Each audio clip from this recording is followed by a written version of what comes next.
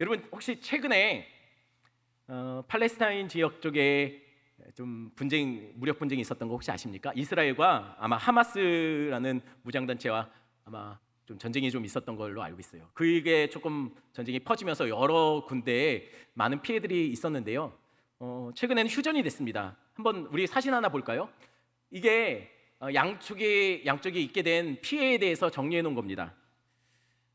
표에 보면 여러분들 잘 안 보이실 것 같아서 제가 다시 말씀드리면요, 팔레스타인 지역의 피해는요, 어린이 사망자 61명을 포함해서 총 248명이 사망했습니다.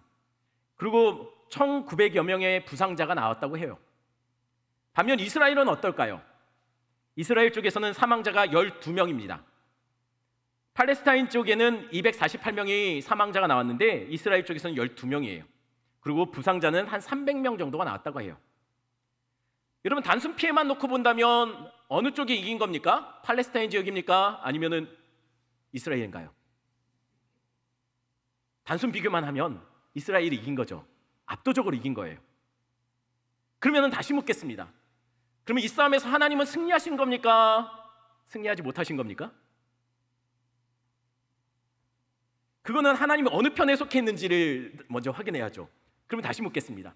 여러분, 하나님은 이스라엘 편이었겠습니까? 아니면은 이스마엘 후손들이라고 우리가 논란의 여지는 있지만 이스마엘 후손들이라고 여겨지는 이슬람권에 있는 사람들의 편입니까? 분명 여러분들 일반적인 제가 생각할 때는 답은 이미 여러분들 안에 생각을 하고 있을 텐데, 출자자의 의도가 뭘까? 우리가 이게 항상 그렇죠. 이게 답이 맞는 것 같은데 출자자의 의도가 그게 아닌 것 같은데 라는 생각을 하시죠. 사실 얼마 전에 기독교의 어떤 이념 위에 세워진 학교, 굉장히 유명한 학교인데요, 그 학교 채플에서 이 부분에 대해서 언급이 되면서 논란이 있었습니다. 어떤 논란이었냐면요, 초청 강사, 그러니까 설교자로 오셨던 목사님이 설교 시간에 이 전쟁을 언급하면서 이렇게 설교를 하신 거예요. 이 전쟁이 영적인 싸움이라는 거예요. 무슨 얘기냐면, 하나님이 아브라함에게 그의 후손들에게 이 땅을 주신다고 했지 않습니까? 근데 그 땅이 아직 회복되고 있지 않으니 하나님께서 지금 이스라엘을 통해서 그 땅을 회복시키고 있는 거라고, 다시 되찾아오는 것이라고 얘기를 한 거예요. 그러니까 이 목사님은 거기 앉아있는 학생들에게 전부 다 같이 이스라엘의 승리를 위해서 기도하자라고 했습니다. 여러분, 어떻게 동의가 되십니까? 추가로 그 목사님은 이런 말도 했어요.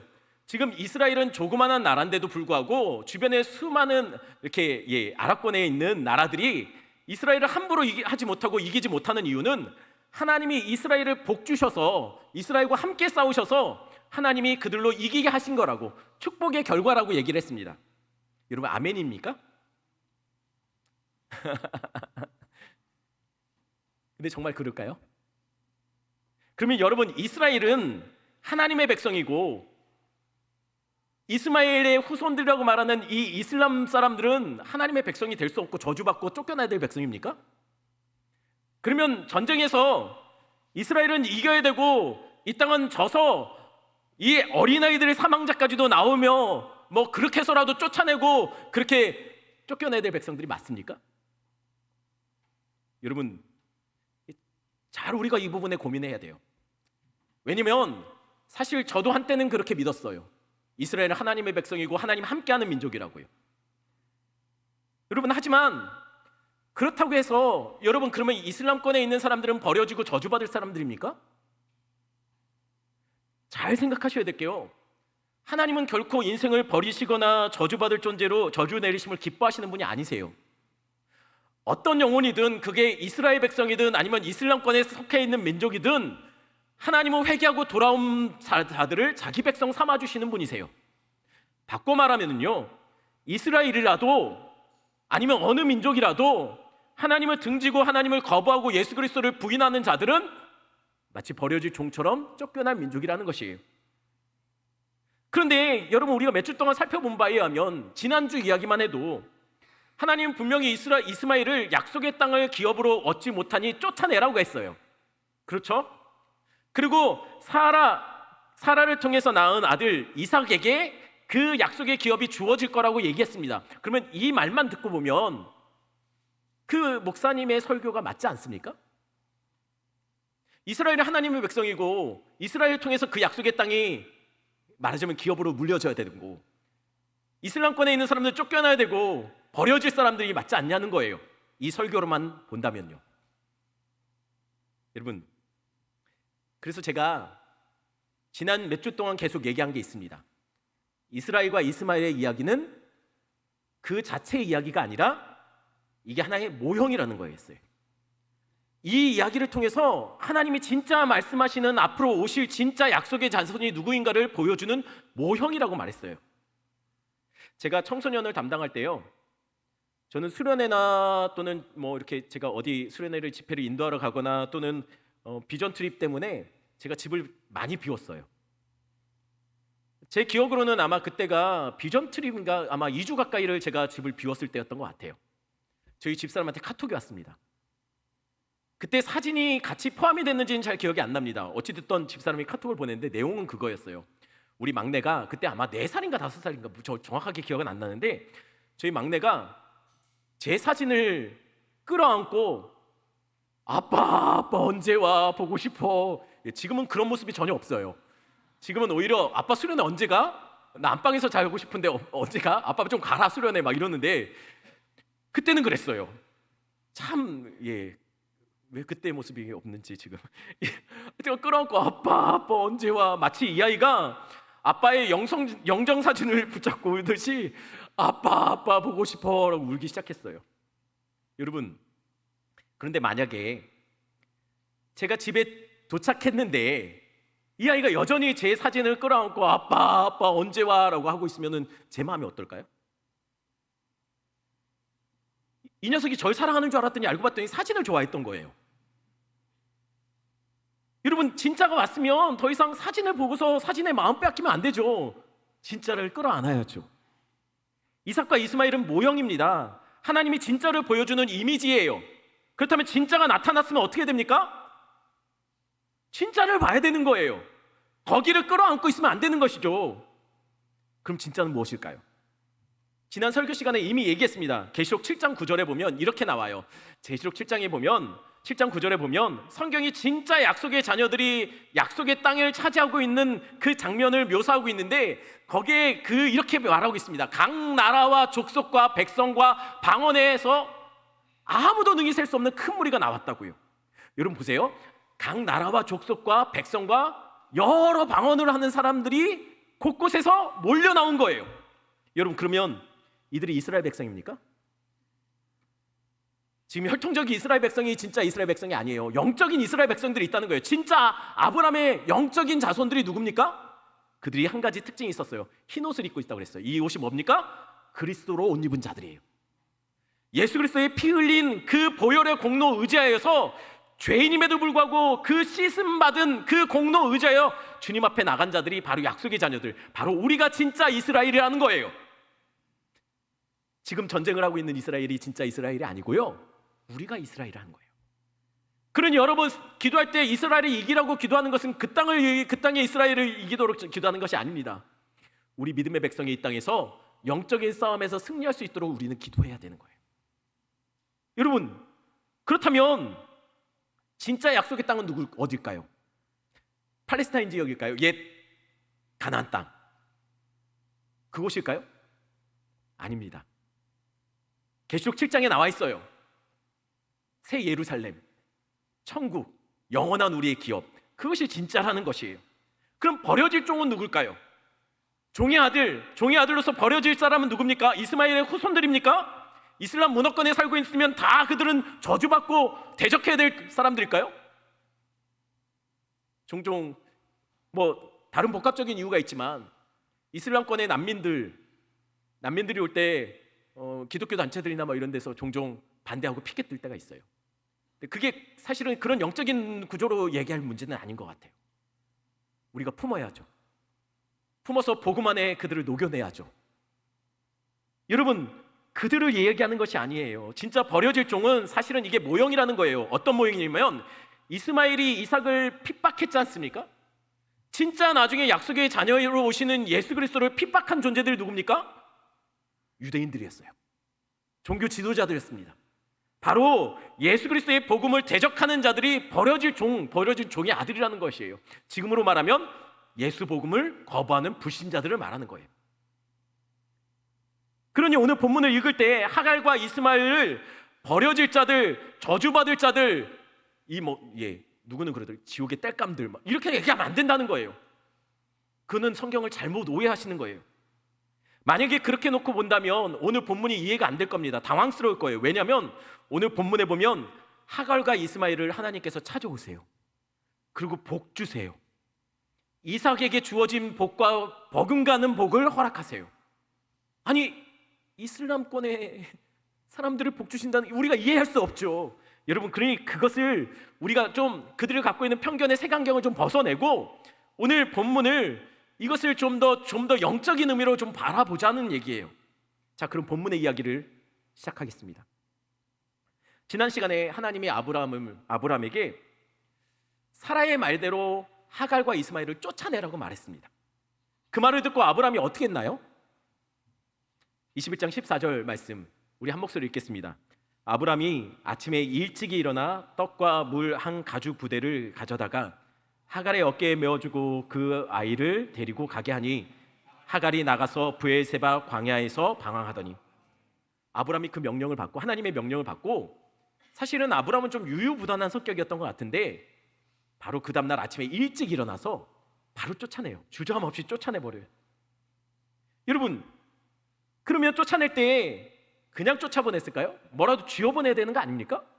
왜냐면 당시 문화는요, 종을 쫓아내더라도 빈손으로 가지 못하게 했었어요. 뭔가 손에 풍성하게 들려서 보내는 것이 당시의 관습이었어요. 그러니 아브라함이 한때는 자기의 아들이었고 아내였던 자를 내보내면서 빈손으로 내보내면 되겠습니까? 우리가 아는 아브라함 그런 사람 아니죠. 모르는 나그네가 와도 풍족하게 대접하는 것이 아브라함이에요. 그러니 빈손으로 안 보냈을 겁니다. 그럼 뭘 줬을까요? 주긴 줬죠. 뭘 줬습니까? 떡과 물 가죽 한 부대를 어깨에 메어주고 그리고 떠나보냅니다. 그게 다일까요? 네, 그게 다예요. 아니, 좀 이렇게 돈 봉투라도 아니면은 집문서라도 좀 줘야 되는 거 아닙니까? 하지만 그게 다였어요. 그러면 여러분, 그들이 어깨에 맸던 그 양식의 양은 어느 정도일까요? 충분히 많은 양이었을까요? 저희 집은 일주일에 한 번씩 마트에서 장을 봅니다. 주로 저희들이 사는 거야 되게 식재료들이죠. 일주일 동안 먹을 양식을 사는데 아이들은 주로 이전에는 학교 급식을 먹었죠. 저는 주로 바깥에서 식사를 하고 들어옵니다. 그러면 일주일에 식재료들이 그렇게 우리는 물은 안 사니까 얼마나 될까요? 얼마 안 되겠죠? 근데 사고 보면요, 장바구니에 가득 담겨요. 저희 집사람이 혼자 어깨에 메기는 좀 부담스러운 무게예요. 그래서 제가 주로 맵니다. 물론 당연히 그래야죠.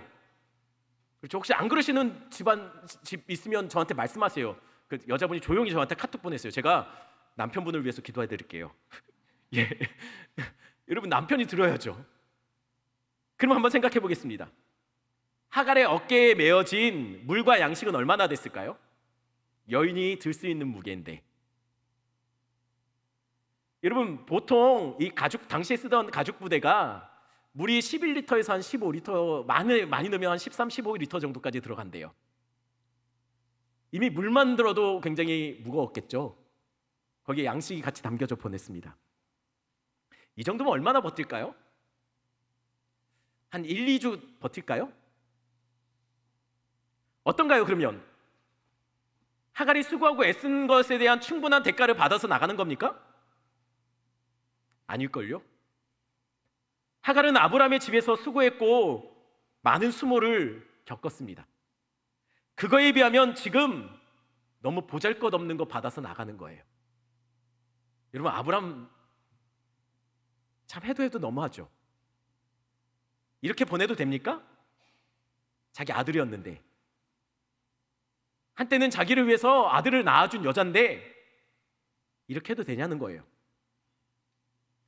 하갈이 우리가 잘 아는 것처럼 추측하기로는 가장 젊고 가장 예쁠 나이에 하갈의 의사와 상관없이 아브람과 사라가 같이 이야기하더니 어느 날 하갈은 80대의 할아버지 그 침소에 마치 끌려가듯 들어갔습니다.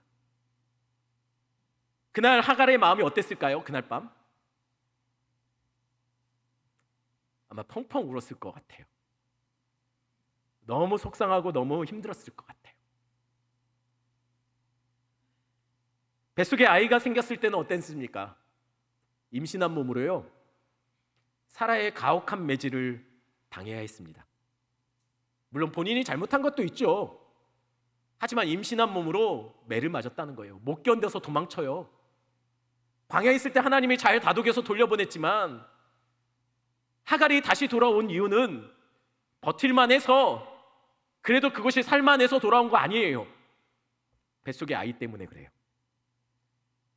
아이 살려야지. 지금 혼자 홀몸이었으면 그는 돌아오지 않았을 겁니다. 뱃속의 생명 때문에 버틸 수밖에 없었기 때문에 돌아온 거예요. 그러니 그런 모든 과정들을 생각한다면 지금 아브람과 사라는 하갈에게 너무한 겁니다. 혹시 우리 중에 그렇게 사신 분들도 있지 않습니까? 젊고 고운 나이에 시집와서 어쩌면 무책임한 남편, 어쩌면 가정에 산적한 여러 가지 문제를 혼자 독하게 참아내며 다 짊어지고 버텨내신 분 혹시 이 안에 있지 않습니까? 혹 이 중에 누군가는 직장에서 모진 소리 들어가며 이 정도까지 해나 싶을 정도로 자존심 상해가며 여태 버텨오며 사신 분들 이 안에 있지 않습니까? 제가 아는 한 집사님은요, 잠잘 때 하나님 앞에 그렇게 기도한대요. 하나님, 내일 내 눈이 안 떠졌으면 좋겠습니다. 다음날 눈이 떠졌을 때 하나님이 그렇게 원망스럽대요. 자기는 사는 것보다 죽는 게 더 좋은데, 하루하루 살아가는 게 기가 막힌데 매일 눈을 떠지게 하는 그 하나님이 원망스럽대요. 매일 만나기 싫은 사람을 만나야 하고 떠나고 싶은 자리를 다시 찾아가야 하고 아무 일도 없었다는 듯이 그렇게 살아내셔야 하는 분이 혹시 이 안에 있지 않냐는 거예요. 그럼 왜 그 자리를 도망치고 떠나보내지 못합니까? 내가 짊어져야 할 짐이 있기 때문이에요. 내가 책임져야 될 사람이 있기 때문이죠. 저희 어머님은 종종 저를 보면서 그렇게 얘기하실 때가 있었어요. 내가 너희 때문에 살았지 너희 아니면 벌써 죽었다, 엄마. 아니, 자식에게 부모가 이렇게 말을 할 때 얼마나 오죽했으면 그렇겠습니까? 하갈이 그랬을 거예요. 이스마엘 보며 엄마 너 때문에 살았지 너 아니었으면 엄마 벌써 죽었다. 하갈이 아마 이스마엘에게 이런 말을 했다면 그건 진심일 겁니다. 하갈은 이스마엘 때문에 독하게 마음먹고 버텨낸 거예요. 내가 참아야 우리 자식들에게 좋은 날 오겠지. 내가 견디면 내 자식은 나처럼 안 살 수 있다라는 생각하며 자존심 상하도 몸이 다 망가질 때까지 버티고 그렇게 사신 분들 아마 있을 겁니다. 그런데 여러분, 실상은 어떤가요? 하갈의 기대처럼 그렇게 버텨냈더니 이스마엘에게 좋은 날이 왔나요? 아니요. 세상 사는 것들은 생각보다 우리의 생각대로 되는 게 별로 없어요. 아브라함 집에 이삭이 태어났죠. 그러면서 모든 계획이, 모든 기대가 다 조금씩 엇나가기 시작합니다. 복덩어리 같던, 아니 아직도 나에게는 복덩어리 같은 이 이스마엘이 이제는 그 가족 속에서는 애매해집니다. 이스마엘은 그대로예요. 그런데 이스마엘의 자리가 없어졌어요. 마치 회사에서 한때 잘 나가고 많이 인정받았었는데 어느 순간 애매해지는 그런 때가 우리에게 종종 찾아오기도 하더라는 거예요. 회사를 위해서 몸버려가며 몸상해가며 가족들 못 돌보며 회사를 늘 먼저 챙기면서 최선을 다해서 일했는데 어느 순간 보니까 내가 예전에 했던 그 자리를 이삭들이 다 차지하고 나는 애매해져서 자리만 차지하는 눈치 봐야 되는 그런 존재가 될 때도 있더라는 것이에요. 이스마엘이 애매해졌어요. 종은 아닌데 그렇다고 아들이라고 말하기도 좀 그런 이 애매함. 그러더니 결국은요, 오늘 본문의 아브라함이 그 애매함을 종지부를 찍습니다. 하갈에게 그 어깨에 고작 떡 몇 덩이와 마실 물 조금을 어깨에 메어줘요. 그리고 등 떠밀며 떠나라는 거예요. 하갈의 어깨에 이스마엘과 함께 당분간 먹을 수 있는 버틸 떡과 물이 얹어집니다. 한때는 아들이었던 이 아들 데리고 떠나래요. 그래도 여기다 얹어준 게 있으니 감사할까요? 아우 뭐 이런 걸 다 아유 내가 뭘 했다고 이런 것까지 다 챙겨줍니까? 라고 말할까요? 여러분 같으면 어땠을까요? 만약에 제가 이스마엘이고 하갈이었으면 저는 이 어깨에 올려진 떡과 물을 바닥에 집어 던졌을 거예요. 그리고 속 시원하게 마음속에 응어리졌던 거 다 털어놨을 거예요. 당신들 해도 너무하다고. 이 아들 내가 낳으려고 했냐고. 당신 아들이기도 한 이 아들을 왜 내가 혼자 다 짊어지고 살아야 되냐고. 아니, 당신들 필요할 때는 부르더니 이제 나를 이렇게 내보내냐고.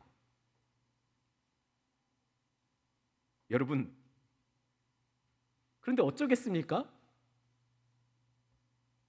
이 어깨에 메어진 이 조그마한 거 사실 나를 초라하게 만들고 비참하게 만드는 건데요, 마음 같아서는 집어 던지고 한바탕 하고 싶지만 이 비참하게 만드는 이것이요, 하갈이 아쉬워요. 이거라도 챙겨 나가야지 살지요. 당분간이라도 이거 있어야지 버티는 거 아닙니까? 그래서 그거라도 가지고 떠나요. 그러니 하갈의 마음이 어떻겠습니까? 어쩌면요, 이스마엘 손을 잡고 갈 때 처음에는 좀 홀가분하고 속이 시원했을 수도 있었을 것 같아요. 아, 이제는 다시는 살아 안 봐도 된다.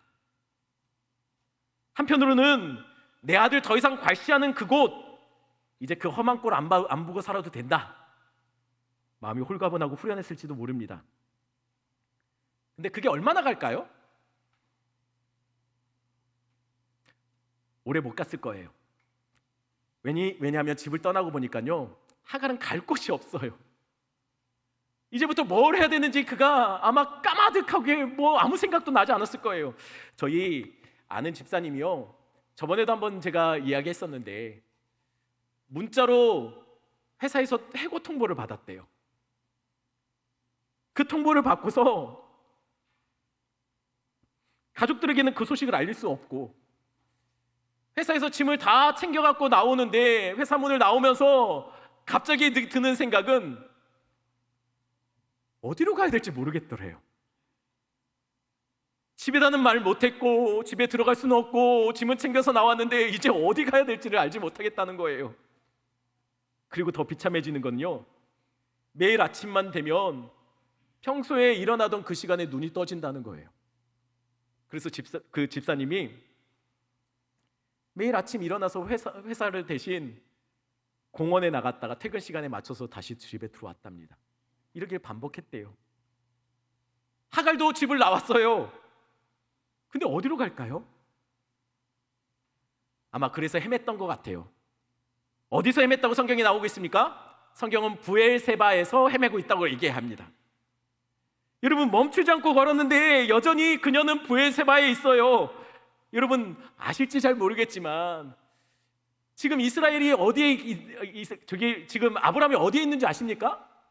그랄 왕에게 허락받고 그 주변에 살고 있어요. 다음 장에 보니까, 연결되는 본문에 보니까 아브라함이 브엘세바에서 샘들을 팠다가 그것 때문에 샘에 분쟁이 생긴 게 나와요. 그러면 지금 아브라함은 어디에 있었습니까? 아마 브엘세바에 살고 있었을 것 같아요. 그런데 지금 하갈이 지금 어디에서 헤매고 있습니까? 브엘세바에서 헤매고 있어요. 멀리 못 간 거예요. 멈추지 않고 걸었는데 독한 마음 먹고 우리끼리 살아보자 아들 손잡고 떠났는데, 걷고 또 걸었는데 여전히 그 주변이에요. 늘 그 자리예요. 아마 혹여나 아브라함이 혹시 마음을 돌이켜 부를지 모른다는 미련이 남았는지도 모르겠습니다. 하지만 그 주변이에요. 독하게 먹고 이 땅 살아가려고 노력했는데 우리의 삶이 조금도 나아지지 않아요. 늘 그 자리예요. 늘 황량한 광야, 한복판 브엘세바 광야에 놓인 것처럼 지금 이들이 이렇다는 거예요. 그런데 더 어처구니 없는 일이 뭔지 아십니까? 나름 쉬지 않고 걸었어요. 그런데 얼마 가지 않아서 하갈이 더 이상 걷지 못하고 주저앉을 때가 왔다는 거예요. 더 이상 견딜 수 없는 때가 왔습니다. 독하게 마음 먹어도 하갈이 무너질 때가 오더라는 거예요. 그게 언제입니까? 그의 어깨에 올려졌던 물주머니가 바닥 났을 때입니다. 아무리 독하게 먹어도 내가 가진 가죽 주머니가 바닥 나면 어쩔 수 없이 우리는 주저앉을 수밖에 없는 존재들이에요. 여러분들에게도 오늘을 살아갈 수 있는, 버틸 수 있는 힘이 되는 주머니가 있을 거예요. 누군가에게는 그 주머니에 돈이 담겨 있을 겁니다. 누군가에게는 어쩌면 배우자에 대한 신뢰가 그 안에 담겨 있을 수도 있어요. 누군가에는 자식의 기대가 있을 수도 있어요. 그게 바닥나면 우리는 주저앉아요. 그거 붙잡고 살았는데 그게 다 사라지면 우리는 더 이상 버틸 힘이 없는 거죠. 오늘 하갈이 그 주머니가 바닥났어요. 그것이 바닥나자 어떤 일이 벌어집니까? 15절 16절 말씀 한번 같이 읽겠습니다. 15절 16절입니다. 가죽 부대에 물이 떨어지지라. 그 자식을 관목덤불 아래에 두고 이르되 아이가 죽는 것을 참아 보지 못하겠다 하고 화살 한바탕 거리 떨어져 마주 앉아 바라보며 소리내어 우니. 그 갈증을 채워줄 물주머니가 바닥나자 그녀는 그동안 그를 버티게 해줬던, 살 수밖에 없게 만들었던 아들을 지킬 수 없음을 깨닫게 돼요. 지금 아들이 죽어가고 있어요. 그래서 그늘도 만들지 못하는 관목덤불 밑에 아이를 놓았습니다. 그리고 성경이 이렇게 말해요. 화살 한바탕 정도 거리에 떨어졌다고요. 아마 200m에서 300m 정도 되는 것 같아요. 아들을 거기다 놓고 홀로 두고 죽어가는 아들을 그것에 놓고 어미 된 자가 차마 그 아들이 죽어가는 것을 볼 수가 없어서 200~300m를 떨어져서 홀로 멀어져 있습니다. 분명 아이가 죽는 것을 참아 보지 못할 것 같아서 하갈은 아들을 놓고 멀찍이 떨어졌다고 성경이 기록해요. 그런데 몸은 아들에게 떨어졌지만 성경에 보니 눈은 여전히 마주보고 있다라고 말합니다. 아들이 죽는 것을 못 볼 것 같아서 멀리 떨어져 나왔는데 성경은 이제는 아들이 죽을까 봐 눈을 떼지 못하고 있는 하갈의 모습을 보여주고 있어요. 여러분, 그러니 이 상황이 얼마나 기가 막힙니까? 어미 된 자가 아들이 죽어가는 모습을 볼 수밖에 없어요. 안 보려고 떨어져도 볼 수밖에 없는 상황이 벌어진 겁니다. 그러니 정말 하나님이 아브람과 이 하갈과 이스마엘을 버리지 않은 것이 맞습니까? 하나님이 이들을 저주하지 않은 것이 맞습니까? 이들도 사랑하는 것이 맞습니까? 어떻게 이 아들이 죽어가는 것을 어미 된 자가 지켜보도록 하나님은 이 지경까지 하갈과 이스마엘을 몰아가는 걸까요? 도대체 이들이 뭘 그렇게 잘못했습니까? 왜 하나님은 하갈과 이스마엘을 이곳 광야에 내던지고 바닥나게 하시고 주저앉게 하시고 이제는 죽어가는 것을 서로 목격하며 서로 그것을 지켜보며 어미 된 자가 죽어가는 아들을 통해서 아무것도 할 수 없는 것이 할 수 있는 것이 없게 만드시나? 여러분, 이것이 이해가 되십니까? 저희 할머니는 제 기억으로 40이 안 돼서 할아버지를 잃고 7남매를 홀로 키우셨습니다. 안 해본 일이 없다고 하세요. 시장통에서 니엇거를 끌고 장사도 하시고 시장통에 버려진 배춧잎 주워다가 자녀들 먹이면서 공부시키고 쉼 없이 살아오셨다고 얘기 들었습니다. 그러면서도 저는 할머니가 한 번도 화를 내거나 실수하는 장면을 한 번도 본 적이 없어요. 할머니는 강하셨어요. 그리고 늘 유쾌하셨습니다. 기도의 자리에서 버티시고 견디어내셨어요. 그런데 할머니가 무너지고 주저앉는 것을 제가 처음으로 본 적이 있습니다.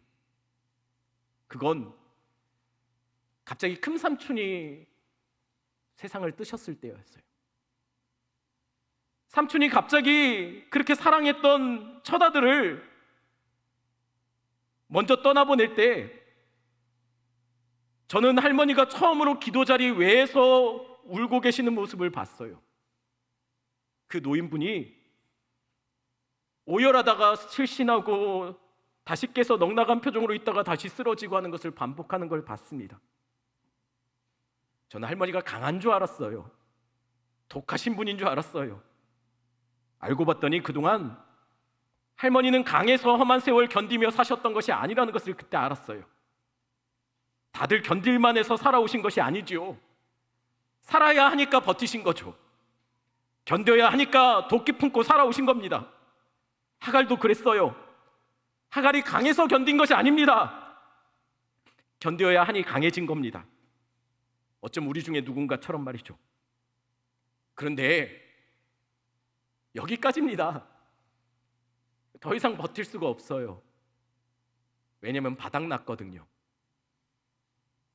그래 이게 힘이 없어요. 그런데 놀라운 일이 벌어집니다.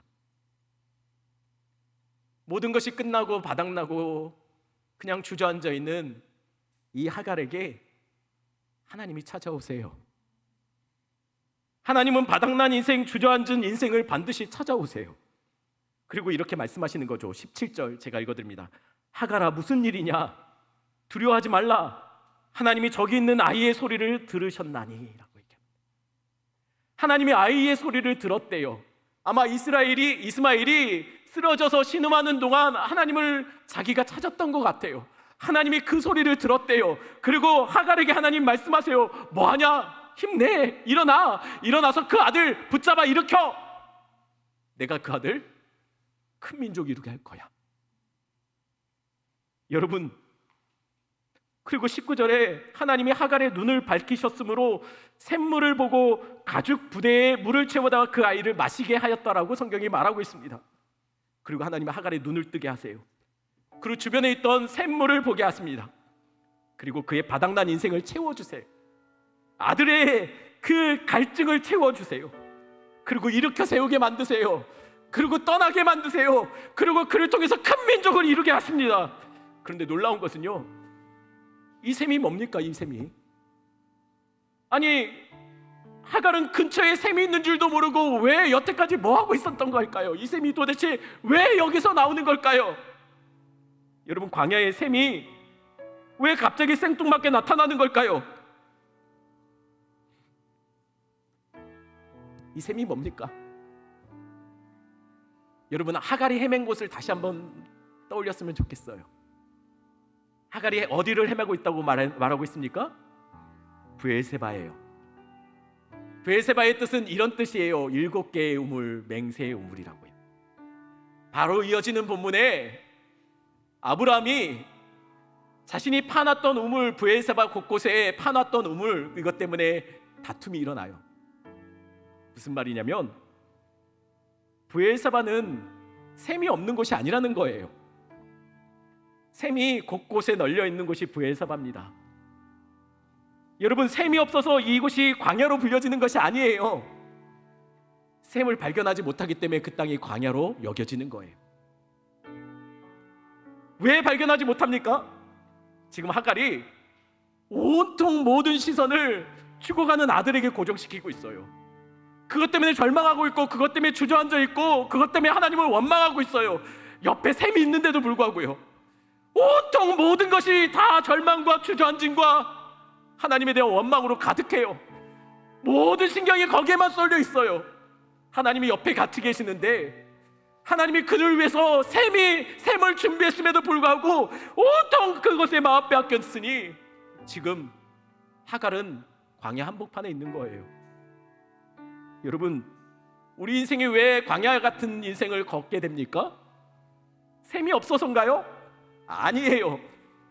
우리의 인생의 생명의 근원 되시는 생명수의 영원한 생명수 되시는 주님을 우리가 만나지 못하기 때문이에요. 왜요? 눈이 가려졌기 때문이에요. 우리의 인생의 여러 가지 절망과 어려운 상황에 마음 빼앗기고 원망하고 주저앉아 있으니 하나님을 못 보는 거예요. 그래서 필요한 것은 눈이 떠져야 되는 거예요. 눈이 떠져서 우리 인생의 주인 되시는 하나님이 우리와 함께 하신다는 것을 우리가 알아야 된다는 거예요. 그래야 우리가 살아요. 코로나가 우리를 광야의 길로 인도합니까? 돈이 바닥나면 우리의 인생이 주저앉는 겁니까? 어느 날 의사가 우리를 향해서 고개를 저으며 가망 없다고 말하면 우리는 살 수 없는 영혼이 되는 건가요?